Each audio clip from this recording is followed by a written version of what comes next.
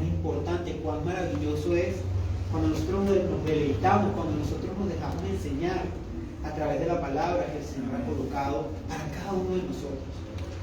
Porque esa palabra es para todos. Esa palabra es una palabra de poder, es una palabra enseñable. Esta mañana estaba escuchando a alguien que decía que él podía leer muchos libros, que a veces hasta para despertarse leía a veces textos devocionales y todo, como para despertarse, como para que todos sus sentidos estuviesen activos. Y después de eso, cuando ya él sentía que los sentidos estaban activos, a la palabra, porque no es cualquier libro, es lo que el Señor nos quiere enseñar, es lo que el Señor ha colocado para que nosotros aprendamos, y es toda, absolutamente toda la palabra, desde Génesis hasta Apocalipsis. Porque muchos dicen, no, es que esta palabra de la que habla la Biblia es el Antiguo Testamento. Falso. No, es que de lo que habla Pablo es el Nuevo Testamento. Falso. Cuando se habla de la palabra, se habla absolutamente de todos los libros que están en la Escritura. Todos. Desde Génesis 1:1 hasta el último versículo del Apocalipsis en el capítulo 22. Toda la palabra que se encuentra acá tiene una enseñanza para cada uno de nosotros. Amén.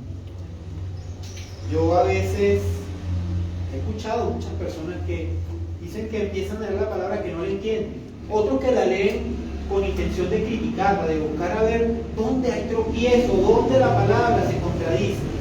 Y son expertos en eso y pasan días, horas, años enteros estudiando para atacar el punto de la palabra donde ellos insisten en que la palabra se contradice. Esta semana escuché a alguien decir que el libro de Jueces muestra cuán irracional es el mensaje de Dios. Cuando si usted lee todo el capítulo de los Jueces, lo que se da cuenta es cuán malo y cuán malvado es el hombre. Y cuán grande es la misericordia de Dios. Porque a cada maldad más grande venía una ayuda de parte del Señor. No porque Él se agradara en la maldad, sino porque dice la misma palabra en el libro de Jueces, que el pueblo se arrepentía y le buscaba nuevamente. Él ha tenido misericordia para con ese pueblo. Hicieron cosas horribles, pero entonces el libro de Jueces, esta parte, se resume en una sola parte. Dice, en aquellos días no había rey en Israel, y cada cual hacía conforme le provocaba. En pocas palabras, ¿qué es lo que quiere decir esa frase? Que el pueblo estaba sin Dios, que en el pueblo no habitaba el Señor, que a pesar de que el Señor quería estar en medio de su pueblo, ese mismo pueblo lo rechazaba con sus actitudes, con sus actos, con su pecado, con su maldad. Pero no era precisamente una enseñanza de cuán injusto es Dios, sino todo lo contrario. El libro de Jueces nos muestra a nosotros cuán malvados podemos llegar a ser. Inclusive habiendo visto milagros, prodigios y señales, porque Dios a los antepasados de estas personas les había mostrado prodigios, señales y milagros. Ya habían oído escuchar de varias generaciones las maravillas que hizo el Señor para sacarlos de la tierra de Egipto. Y aún así su corazón se volcó en pos a dioses ajenos.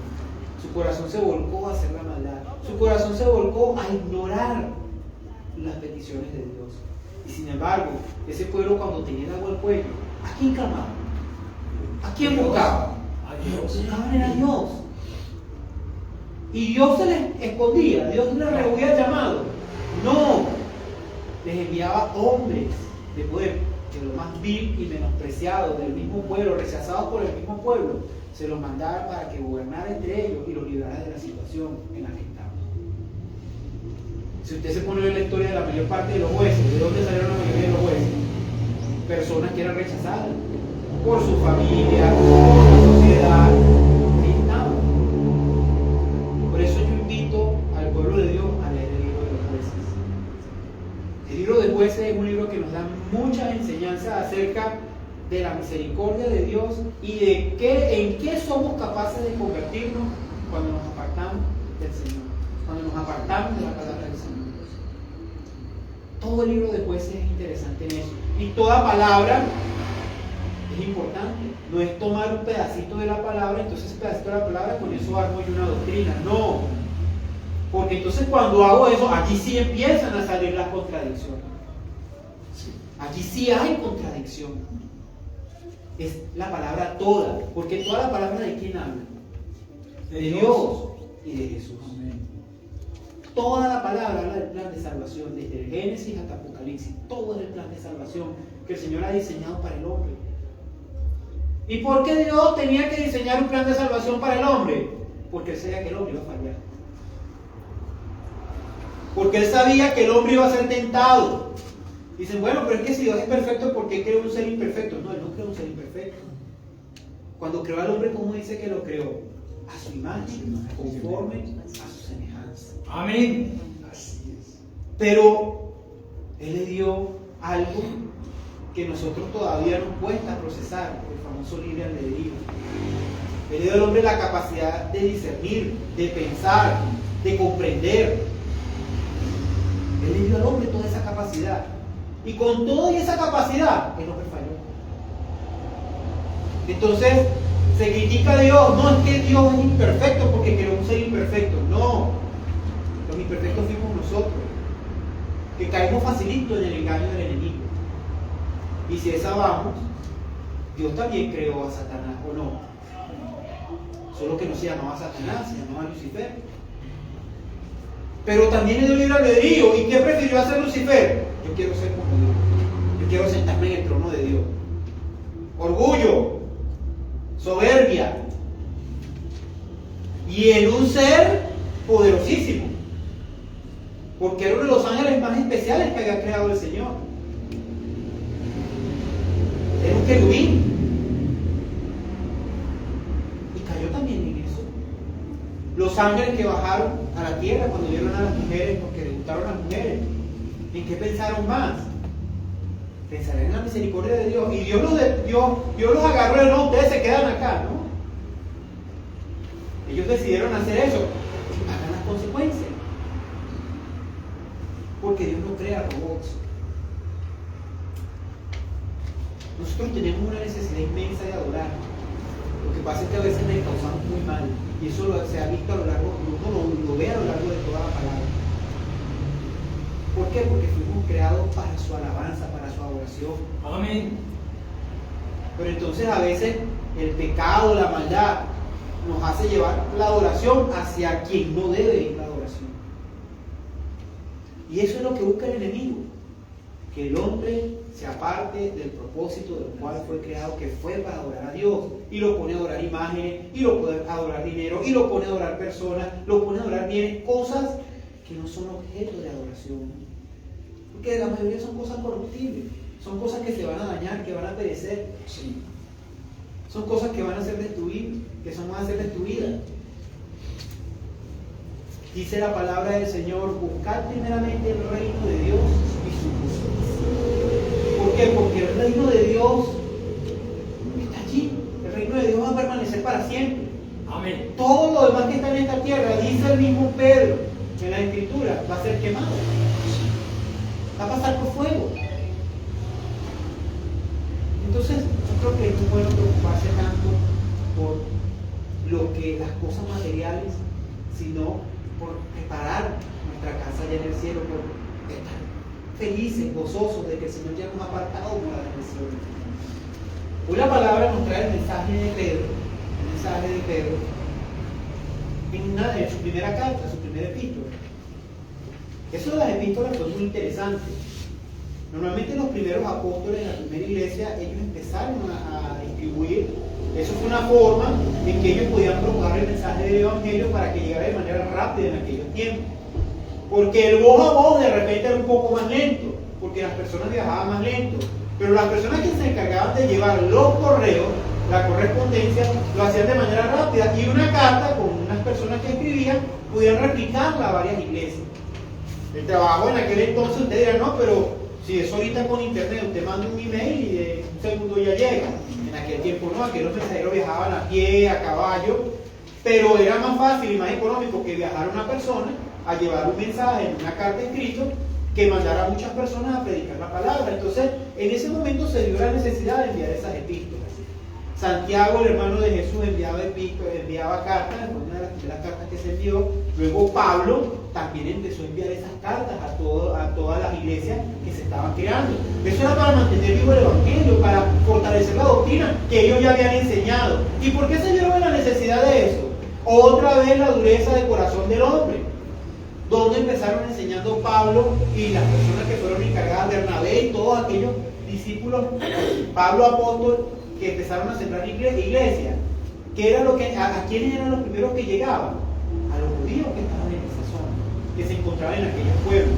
Por supuesto, no negaban la enseñanza de los gentiles, porque Pablo fue un ministerio para los gentiles, pero él llegaba muy respetuosamente y al primer sitio que se dirigía, donde llegaba, preguntaba si había sinagoga, si había sitio donde hubiese enseñanza para el pueblo de Dios, para el pueblo de los hebreos.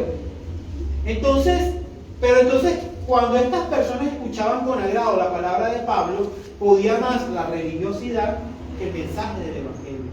Y entonces aquellos decían que se convertían, pero lo que hacían era tratar de torcer el evangelio para volverlo a llevar a la ley. Entonces fue necesario este ministerio de las epístolas, de las cartas, de las cuales hoy la mayoría están escritas acá, y que nos enseñan mucha doctrina del evangelio.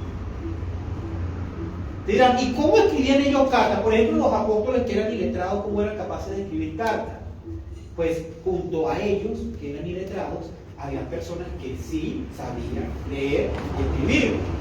Entonces ellos le redactaban y copiaban el mensaje que querían escribir. Quizás en el caso de Pablo fue distinto, porque Pablo era fariseo, Pablo sabía leer y escribir.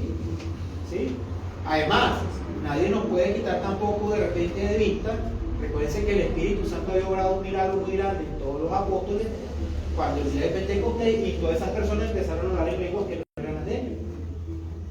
Y si hizo ese milagro, ¿por qué no pudo hacer el milagro de que aquellas personas pudieran entender la Escritura? Eso no lo dice la palabra, pero estamos exentos de eso. Y si no, muchas de las personas conversas sí sabían leer y escribir y podían perfectamente recoger todo lo que le decían o dictaban los apóstoles, para que quedara registro escrito de aquello.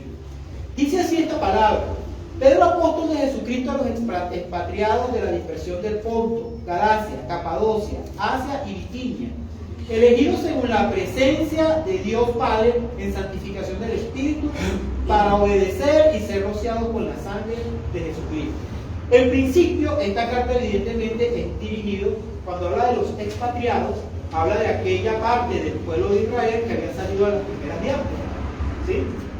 La diáspora, la de Nabucodonosor, cuando ellos se expandieron por Babilonia, la diáspora de los asirios del pueblo de Israel, que también los dispersó por muchas tierras, luego la diáspora del emperador de Antíoco, que fue uno de los descendientes, o digamos de los que se repartieron el reino de Alejandro el Grande, y que hizo mucha maldad y persiguió durante mucho tiempo al pueblo hebreo.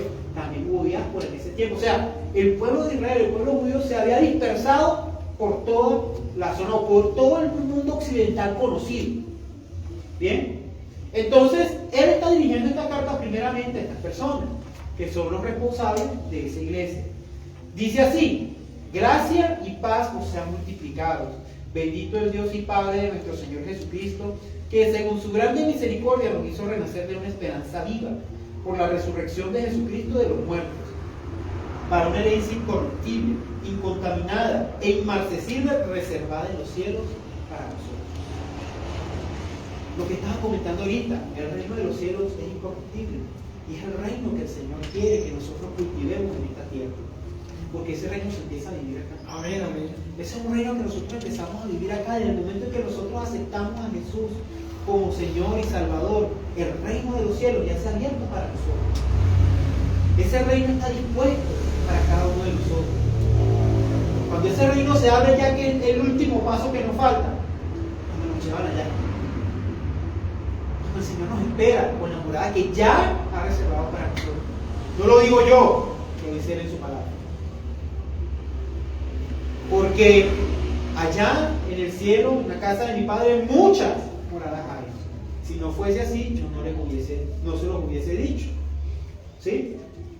Y me voy, cuando me vaya, voy a preparar morada para cada uno. Y esa es la esperanza que todo creyente debe tener, si realmente tiene fe. No angustiarse. A veces hay angustia de que si me voy a morir, que si me van a matar, que si me va a pasar esto, me va a pasar lo otro. No.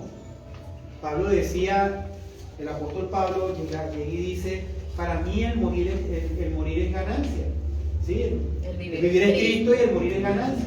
El vivir es Cristo y el morir es ganancia. ¿Por qué? Porque vivo, predico la palabra de Dios. Muerto, estoy con Él. Y el reino de Dios en nuestras vidas. El reino de los cielos en nuestras vidas. Luego dice que sois guardados por el poder de Dios mediante la fe para alcanzar la salvación que está preparada para ser manifiesta en el tiempo postrero. Por eso dice acá, esta parte dice, en lo cual vosotros os alegráis, aunque ahora por un poco tiempo, si es necesario, tengáis que ser afligidos en diversas pruebas, para que sometida a prueba vuestra fe, mucho más preciosa que el oro, el cual, aunque perecedero, se aprueba con fuego, se halla en alabanza y gloria y honra cuando sea manifestado Jesucristo, a quien amáis sin haberle visto, en quien creyendo, aunque no le veáis, os alegráis con gozo inefable y glorioso, obteniendo el fin de vuestra fe, que es la salvación de vuestras almas. Bien, ¿me puede leer el pastor Juan 16:33? Amén. Estos pueblos están siendo perseguidos, pendientes de esta palabra. Estas cosas os he hablado para que en mí tengáis paz. En el mundo tendréis aflicción, pero confiad, yo he vencido al mundo. Amén. ¿Qué es lo que está diciendo de Pedro a los hermanos acá? Primero, lo de la fe es fundamental. Si no hay fe, tú no puedes ir a salvación. Porque, ¿cuál es la fe? En que Jesús, que Dios mandó a su Hijo, Dios se hizo hombre, caminó con nosotros en la tierra por su infinita misericordia y murió. ¿Sí? ¿Y por qué muere? Por nuestros pecados, por nuestras culpas. Por nuestras culpas. Él derrama su sangre para hacer el sacrificio perfecto. Ese sacrificio que era necesario para poder pagar por la culpa de cada uno de nosotros. Entonces, esa fe en que Él caminó entre nosotros, vivió, nos enseñó, murió y al tercer día venció a la muerte. Resucitó venciendo a la muerte. Y hoy está en la perfección, en la gloria de Dios, en cada uno de nosotros, para guiar nuestros pasos hacia esa morada celestial. Amén. Y para eso hay que tener fe. Para eso hay que tener fe. En que todo eso ocurrió. ¿Por qué? Porque Dios no miente, porque acá nos ha mostrado que esa palabra es real y verdadera. Amén. Y esa es la fe. Y esa es la fe de la que habla acá Pedro. Pero ¿qué dice Jesús entonces en ese Juan 16:33? Que esta cosa les he contado para que tengan paz. ¿Y por qué necesita el Señor que tengamos paz? Porque Él sabe que en la tierra, en el mundo, vamos a seguir teniendo aflicciones mientras estemos en esta tierra. Y ojo con la palabra aflicción. Yo lo decía en estos días. La palabra aflicción no es una simple tristeza, ni una ligera tribulación. No. Cuando se habla de aflicción, se habla de un padecimiento grande. O sea, lo grande de esta palabra es que Él no dice en el mundo tendréis problemitas o cosas así. No, Él habla de que en el mundo tendréis aflicción. Ya antes nos había dicho, yo les voy a decir esto para que tengan paz. Es contradictorio, ¿verdad? Oye, vamos a tener paz y tú nos dices que vamos a padecer grandes cosas. Pero ¿qué dice al final? Pero confiad, porque yo vencí al mundo. ¿Qué quiere decir esto? Que hay una esperanza. que no importa estando vivos o estando muertos, el fin es el mismo, la salvación. Y que vamos a estar con Él. Amén, amén. Por eso es que hay que entender esa palabra en esos tres aspectos. Él dice, voy a hablarle para que su corazón guarde paz. ¿Por qué? Porque ya empieza la angustia. ¿Y qué nos va a pasar? ¿Y qué va a ocurrir mañana? ¿Y será que nos están persiguiendo? Oye, pobre gente que están maltratando en el Medio Oriente. Y en el Medio Oriente están persiguiendo y matando a los cristianos. Oye, que en África están matando a los misioneros. Ya lo había pedido.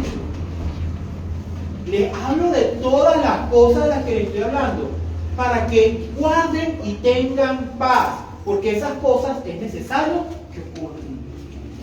En el mundo tendréis aflicción. O sea, en el mundo no vamos a vivir en un cuento de hadas y fueron felices para siempre. Siempre van a haber problemas, siempre van a haber inconvenientes. Amén. Entendamos la palabra aflicción. La aflicción es sufrimiento. Pero no nos deja con eso en suspenso. Bueno, entonces, tenemos paz, pero vamos a tener sufrimiento también. ¿Cómo es eso? Pero confiar. Porque yo he vencido al mundo.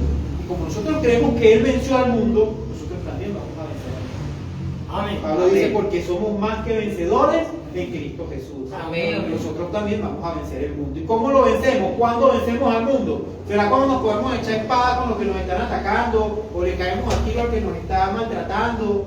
¿O le pegamos al que nos está haciendo daño? ¿Será esa la forma? No. ¿Cómo venció Jesús al mundo? Con amor. No solo con amor. ¿Qué más hizo Jesús para vencer? ¿A quién muerte. venció? Dar su vida por Ah, la muerte. por su vida.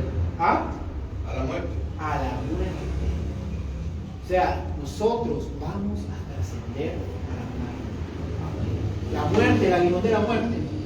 Dice Pablo, oh muerte, ¿qué es tu aguijón en este momento para mí? Nada.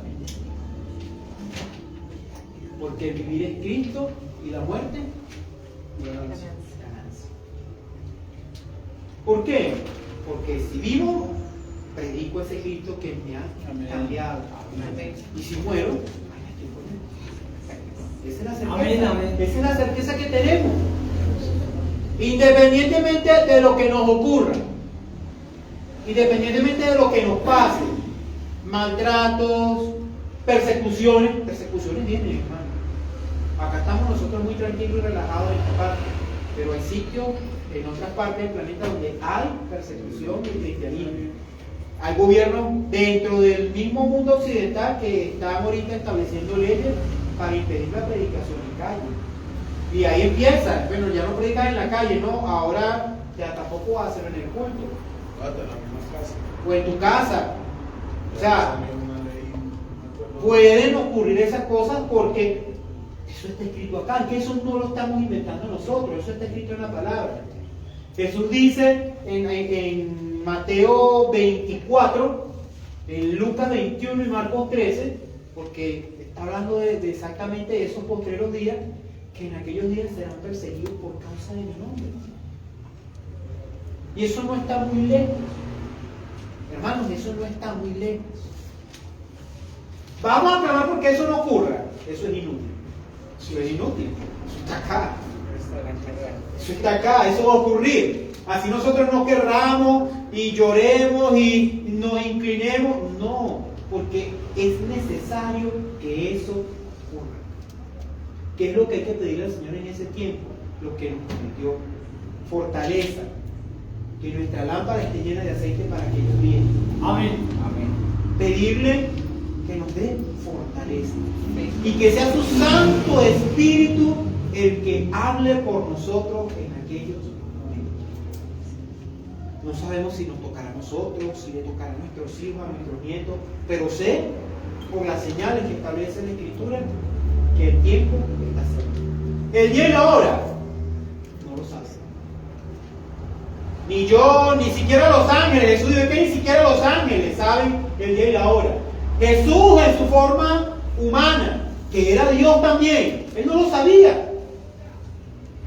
Él no lo sabía. ¿Esto le pertenece a quién? A mi Padre. Mi Padre es el que va a decidir en qué momento va a ocurrir eso. Pero eso sí, va a haber señales. Y Él las dio toditas. Habrá guerras y rumores de guerra. Es la primera señal.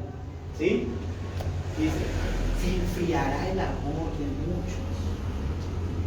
La vanidad de las personas será mucho más grande. Las personas se amarán más a sí mismas que a cualquier otra cosa. No sé si eso se les parece conocido. Sí, yo sí. Lamentablemente todos los días que salgo yo lo veo. Entonces, ¿qué? ¿Me angustio porque vienen los días finales? Señor, gracias Señor. Permíteme ser digno de estar en tu presencia. Amén. Permíteme ser digno de estar a tu lado cuando todas estas cosas ocurren. Y por lo mío. Por mi familia. La familia del Charal.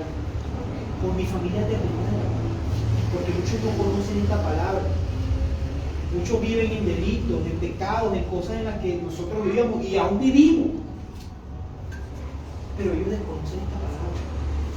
Pero como dicen en el derecho internacional, el derecho en general, los abogados dicen que el desconocimiento de la ley no los exime de su cumplimiento.